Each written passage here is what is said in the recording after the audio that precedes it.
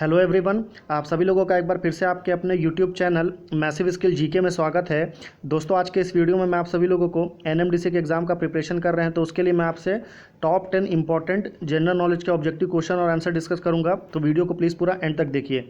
अगर आपको इस वीडियो का फ्री में PDF चाहिए तो उसके लिए आप हमारे टेलीग्राम ग्रुप को ज्वाइन कर सकते हैं। उसका लिंक आपको इसी वीडियो के डिस्क्रिप्शन बॉक्स में मिल जाएगा। तो पहला क्वेश्चन है कि भारत भारतीयों के लिए ये नारा किस संस्था के द्वारा दिया गया? आशाकीय संस्था, आर्य समाज, ब्रह्म समाज या अन्य? तो भारत भारतीयों के लिए ये नारा दिया था आर्य समाज ने, तो B is a correct answer. Question number 2 है कि विंध्याचल और सतपुड़ा पहाड़ियों के बीच से होकर बहने वाली नदी कौन सी है? आपको बताना है कि एक तरफ विंध्याचल की पर्वत है, दूसरी तरफ आपकी सतपुड़ा की पहाड़ियाँ हैं। तो इन दोनों पहाड़ियों के बीच में से कौन सी नदी बहती है?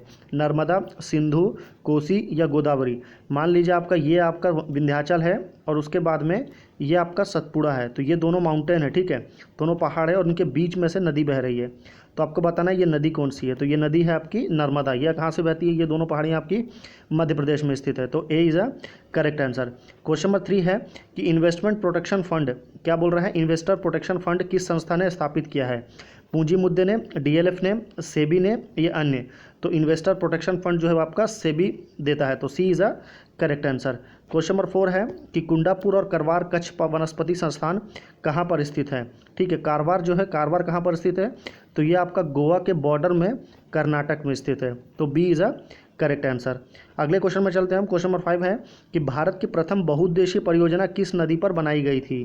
पहली बहुउद्देशीय परियोजना कावेरी नदी पर, गंडक नदी पर, दामोदर नदी पर या यमुना नदी पर? तो पहली बहुउद्देशीय परियोजना जो है वो आपकी दामोदर नदी पर बनाई गई, तो C is a correct answer.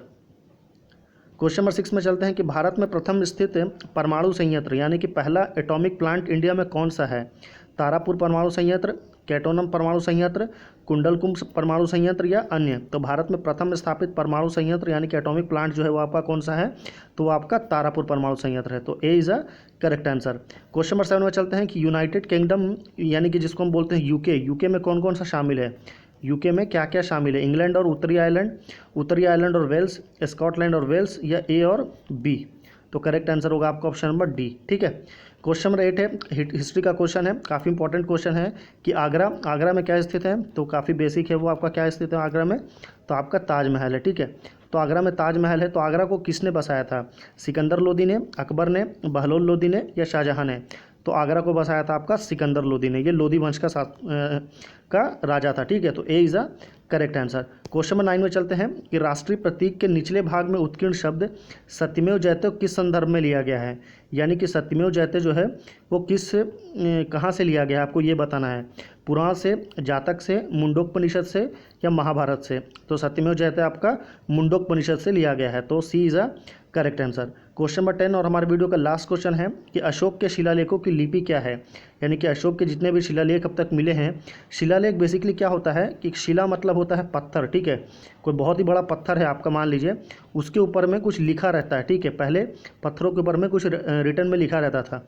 ये आपके पुराने राजा महाराजा लोग अपने बारे में लिखते थे पत्थरों के ऊपर, इसलिए उसको शिलालेख बोलते हैं। तो उसकी लिपि क्या थी जो अशोक के द्वारा थी? गुरुमुखी, ब्राह्मी, देवनागरी या हायरोग्लाइफिक्स? तो अशोक के शिलालेख की लिपि जो थी वो थी आपकी ब्राह्मी लिपि, तो B is a correct answer. ये नीचे मैंने आंसर की दिया है। अगर आपको बाद में हमारे PDF से प्रिपरेशन करना है तो उसके लिए आप हमारे आंसर की को प्रेफर कर सकते हैं। PDF के लिए आप हमारे टेलीग्राम ग्रुप को ज्वाइन करिए। फिर मिलते हैं आपसे अगले वीडियो में।